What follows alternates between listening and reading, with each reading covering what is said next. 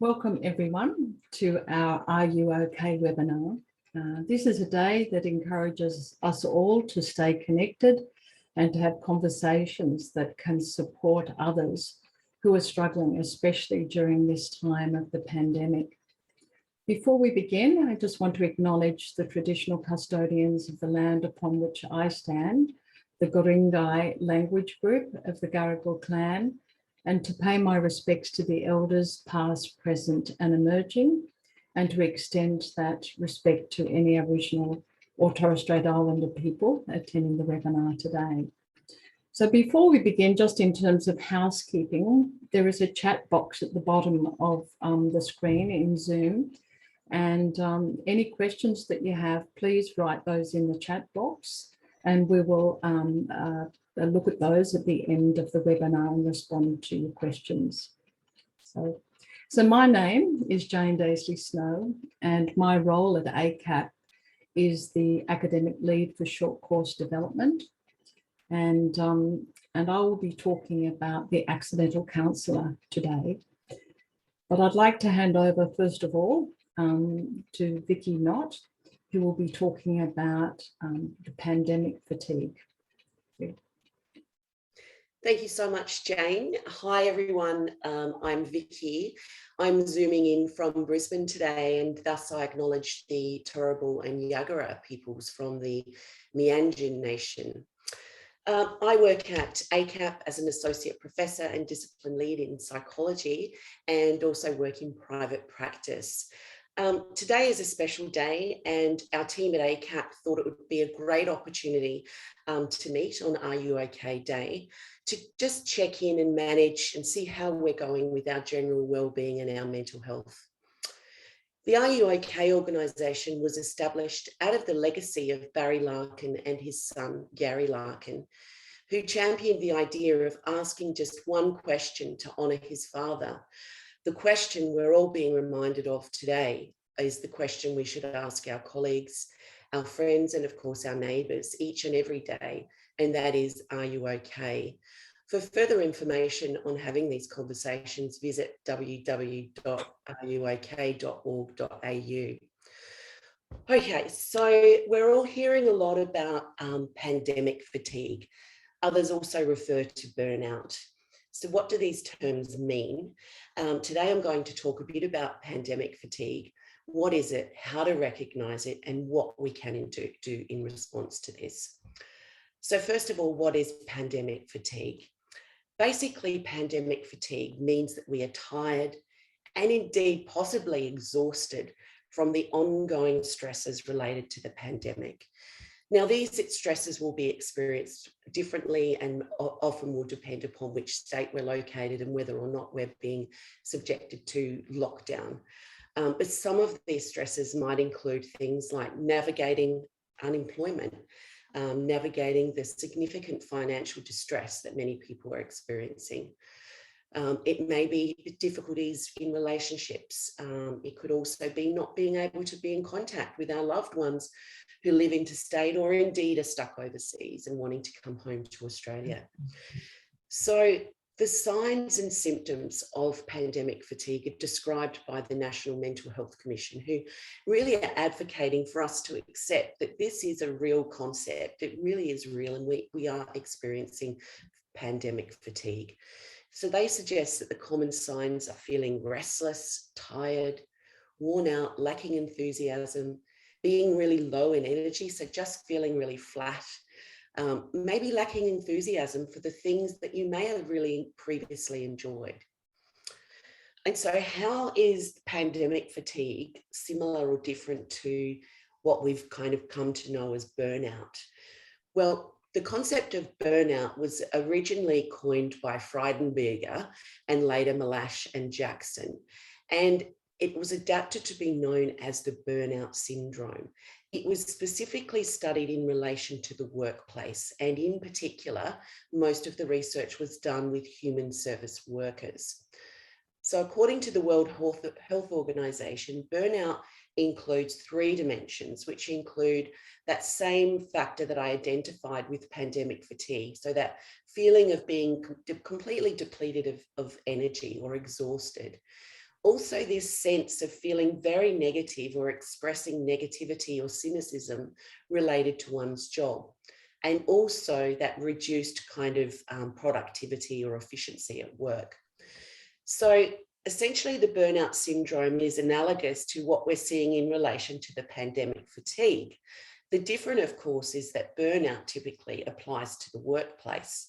And I guess the implication from this, which is troubling, is that many of us, and troubling for our well-being, is that many of us can be experiencing both pandemic fatigue from the stresses of the pandemic and also burnout due to, increased pressure at work, increased demands on us to perhaps to be homeschooling as well as maintaining full-time work.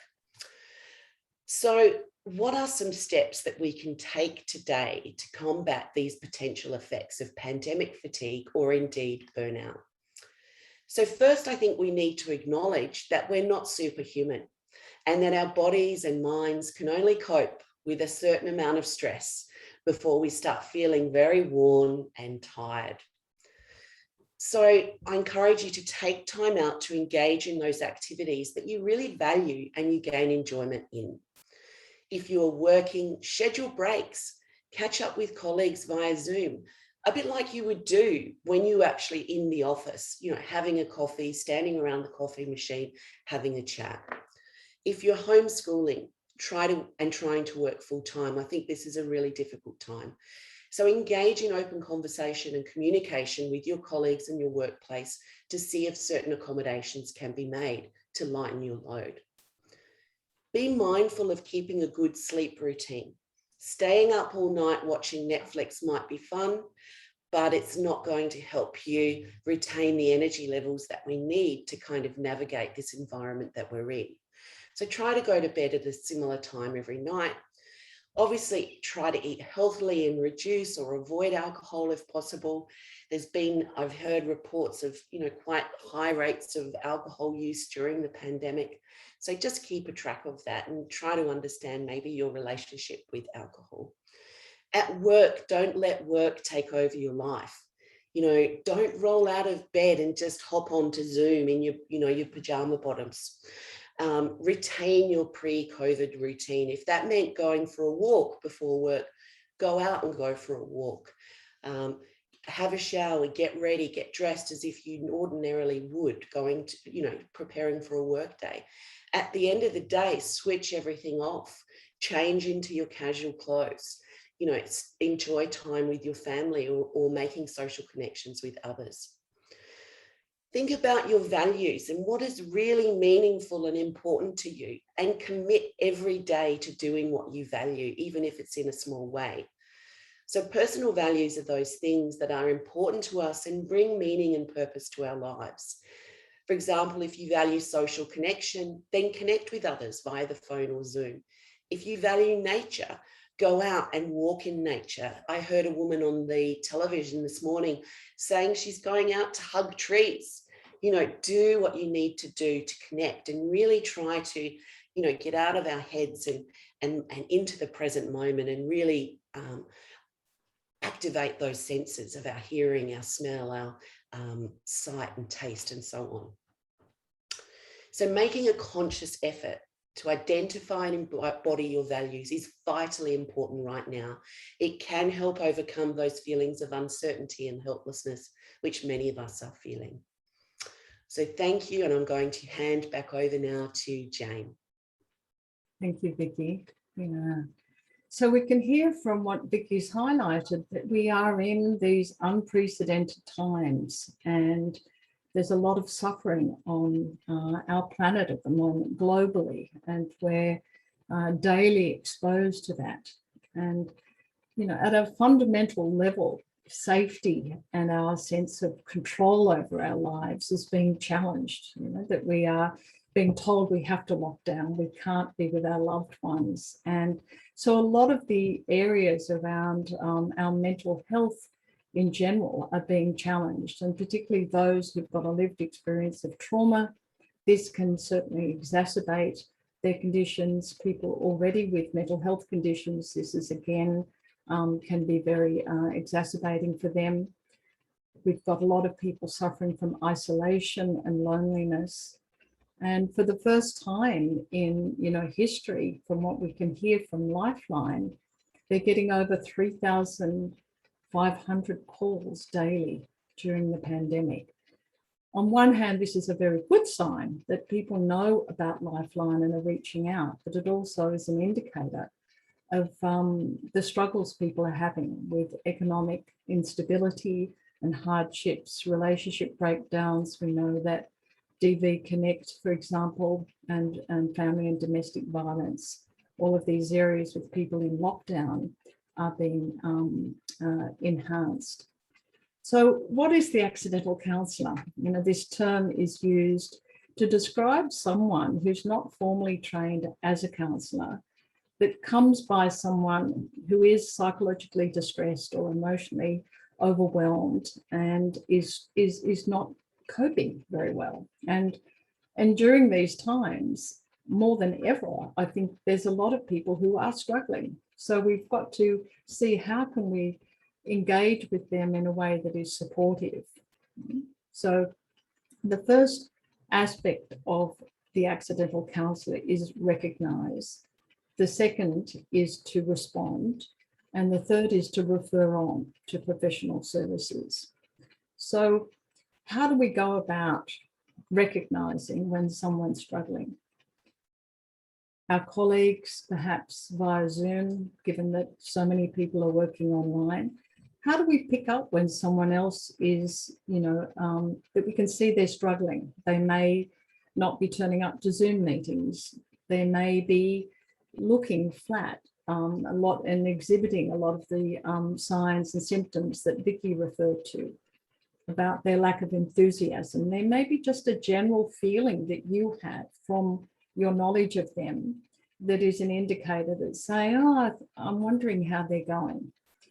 It could be a neighbour, it could be a friend, it could be anyone in your life that you come by, that you can pick up these signs. We're very sensitive creatures that are, I think with people we do know, we pretty much can read between the lines and know, are they okay or not? And there's a woman called Brené Brown that some of you may be familiar with, who's done a lot of research and studies on the topic of vulnerability. And unlike most people in society that would think by saying you haven't got your act together or you're not coping, it's as if it's a sin, almost the same sin as being tired or overwhelmed. There's this Protestant work ethic that we've got to sort of keep soldiering on. So it's really important to be able to acknowledge your vulnerability. We are all vulnerable during this time, all of us. Whether we've got existing mental health conditions or lived experience of trauma, we're all struggling. I'm struggling, working from home and managing the lockdowns, not being able to be in contact with family.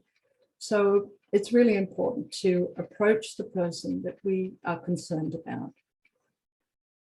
A lot of people are afraid to approach people. I might say the wrong thing. I might open up a whole Pandora's box that I'm not ready to handle. But I think just simply acknowledging to someone that we've noticed, I noticed that you're quieter than usual, or I'm wondering, just using the word, I'm wondering how things are going for you during lockdown. They're just gentle phrases to ease in to the conversation. Do you want to talk about it? Do you want to set up a time via Zoom for us to have an informal chat? Or if they're a neighbour or someone that you can go for a walk with, how would it be that we do our 1.5 distance walk to be able to get them out of the home if they're living on their own? So it is, first of all, being able to approach the person. And the second is then to validate the feelings that come up while you're actively listening to them. A lot of people feel they've got to say something, but listening is a very beautiful gift to give most people. Simply to give them the opportunity in their own time and pace to be able to disclose what's really going on. And I know, having talked with some Lifeline practitioners recently that are on the support line, they were saying, because it's on the phone, that they can hear often that they struggle. People often struggle to articulate what it is that's going on. So be patient and allow the person the time to speak. So actively listen is number one. Then the second is to validate their feelings. And the way we validate feelings is to simply say, you know, what I can hear or see or feel about what you're saying. You know, I can hear you're really struggling right now with homeschooling. I can hear you really, that this is a really hard time for you, that you're overwhelmed, and name the things that you hear that they're overwhelmed about. Sometimes it's also useful to say, you know, checking in with mates, you know, how to approach them. And I think different friends and different genders sometimes too respond in different ways. So it's really important to be able to say sometimes that I don't know how best to respond to you, but I care, you know, that I'm here and I care, and I can, you know, work with you to sort this through. So collaborative phrases are also helpful. Let's see how we can address this. Let's see if we can work through this step by step.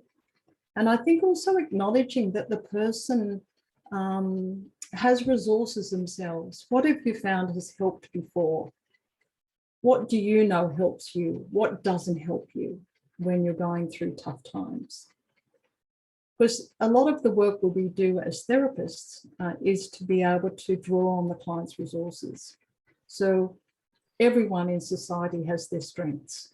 Everyone has the ways that they cope. So we want to encourage healthy ways for them to respond as well, rather than throwing them lots of suggestions. And then it's being able to refer them on to these appropriate support services like Lifeline, Headspace, Beyond Blue. What else have we got? The men's helpline and the kids helpline. And Lifeline, of course, is available 7 days a week, 24 hours a day.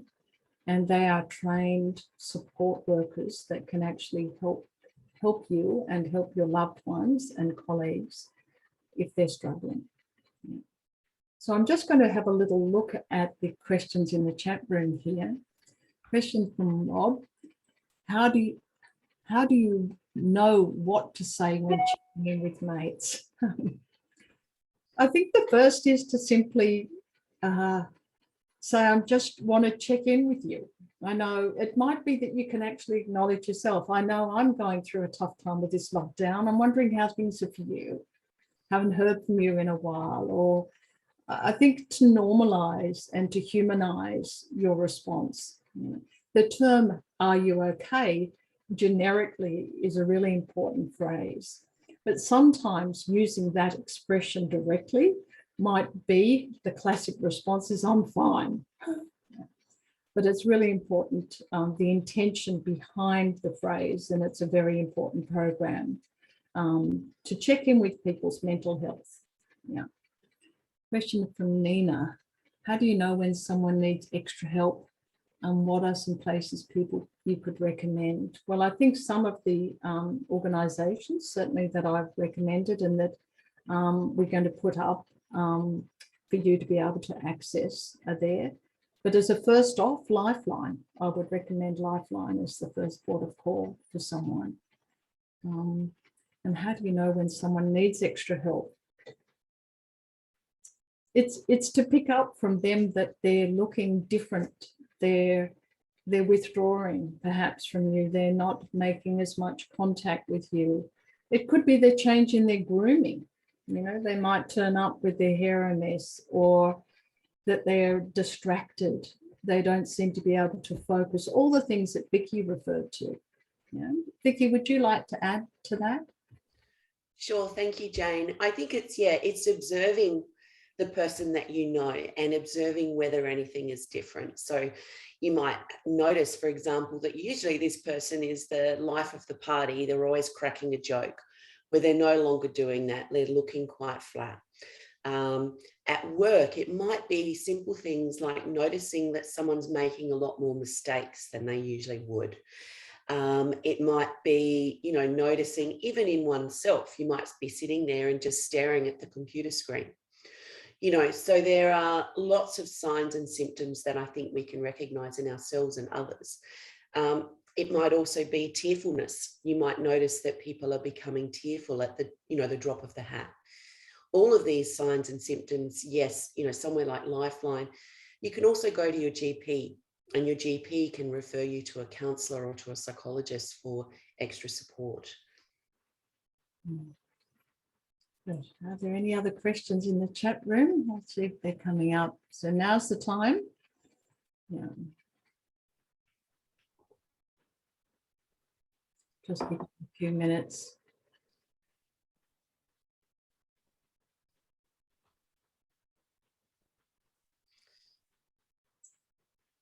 Is it okay if I feel like I don't know what I'm doing when I'm checking in? Yes, absolutely.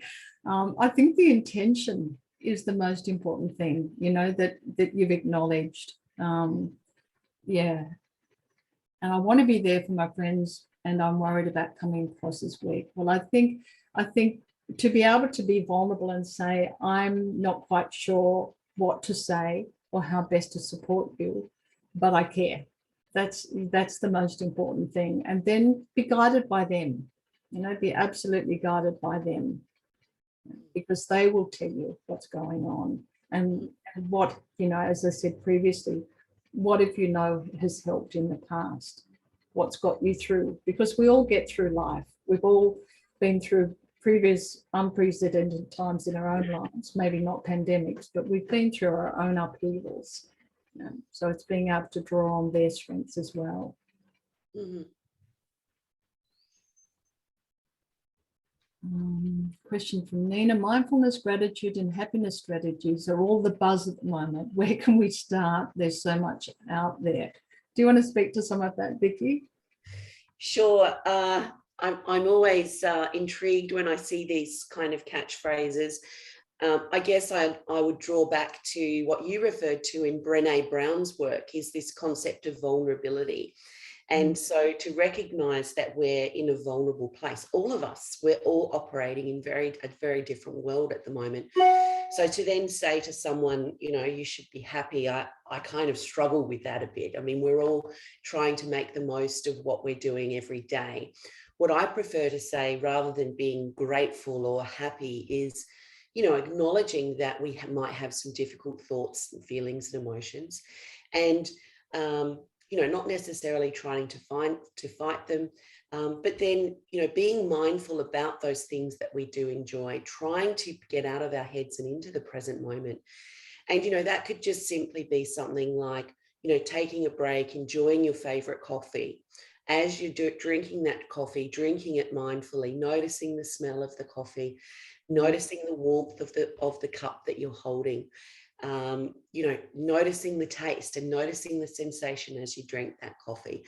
It's all about being in the present moment. When you go out for a walk, rather than being on automatic and letting your mind go, it's about, okay, I'm going to notice the trees. I'm going to listen carefully for the rustle of the leaves. I'm going to notice the breeze on my face. So I think the more that we can do those things mindfully and connect with our values, the things that we really like to do.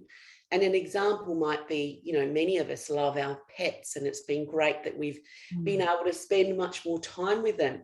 So, you know, spending some time mindfully interacting with your pet, and, you know, those are the things that I think can be helpful and can give us a sense of relief and satisfaction and meaningfulness. Lovely, thank you. Just a question from Eloisa. Would you recommend particular online or phone support services to help people during this time? Well, apart from what we mentioned before, Lifeline, also the kids helpline, you know, because a lot of children are really struggling at home. I know my neighbour has a teenage daughter who's 14 and her best friend lives around the corner. So the way that they've kept each other afloat is to be able to organise a lunchtime walk every day, you know, with the 1.5 distance.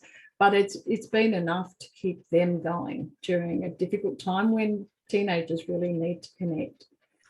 So I think also Kids Helpline, Lifeline, Men's Line particularly are focused on the issues that are coming up for men, particularly during the pandemic.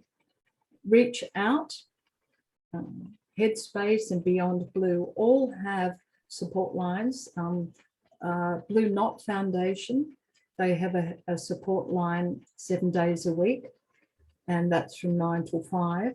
And they are very much about people who have a lived experience of trauma and that this is being exacerbated during these times. So we will, as I said, we will put up those resources so they will be available to you. And as Vikki said, to be able to go to your GP and perhaps get a referral for a mental health plan that can be affordable for a lot of people that are struggling at the moment. Mm-hmm. Yeah. Oh, people who are lashing out and being nasty. I want to help, but it's really hard. Yeah. Yes. Wow, that's a big question. I think it's a bit like animals, you know, that when they're vulnerable and when they're feeling out of their depth, or, you know, if you pick an animal up and put them out of their own habitat, which is a little bit what we're in at the moment. That reptilian part of the brain, our survival part of the brain, is very alert at the moment. And so people can be very defensive, they're irritable. I would imagine, Vikki, that some of these are also part of the burnout symptoms. And not to take it personally during this time, I think, is an important part. Yeah. And maybe just responding empathetically to that person when they do lash out with their, usually it's words, you know, snapping at you, or just being irritable, is acknowledging, okay, I'm seeing that you're really frustrated and I know this is hard.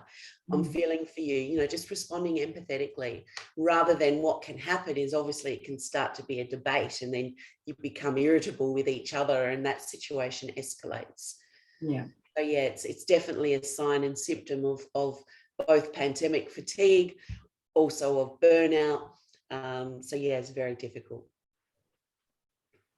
I think the question for you here, how do we avoid feelings of Groundhog Day during the pandemic? I can relate to that one.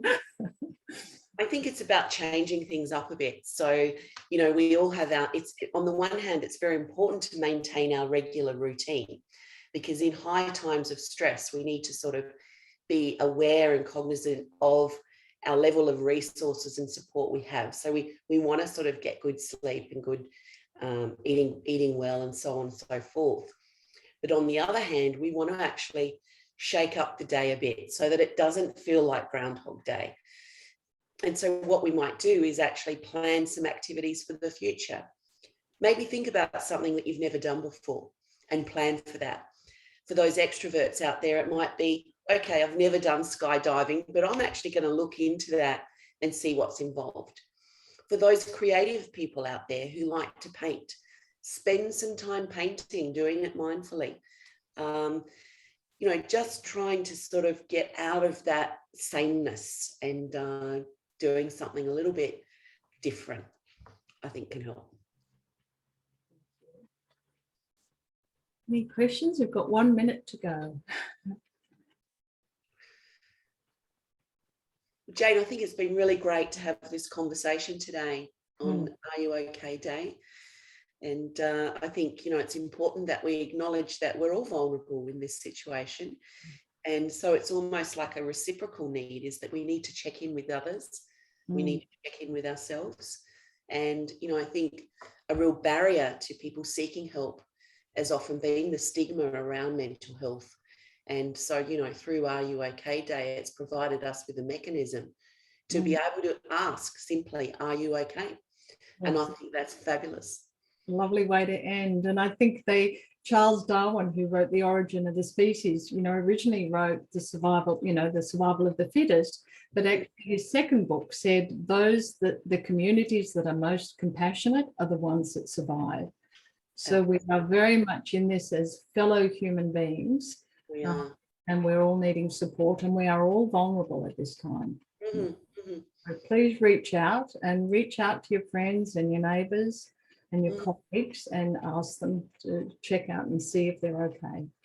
Yeah. Thank you, Great. everyone. Thank you, everyone. Bye.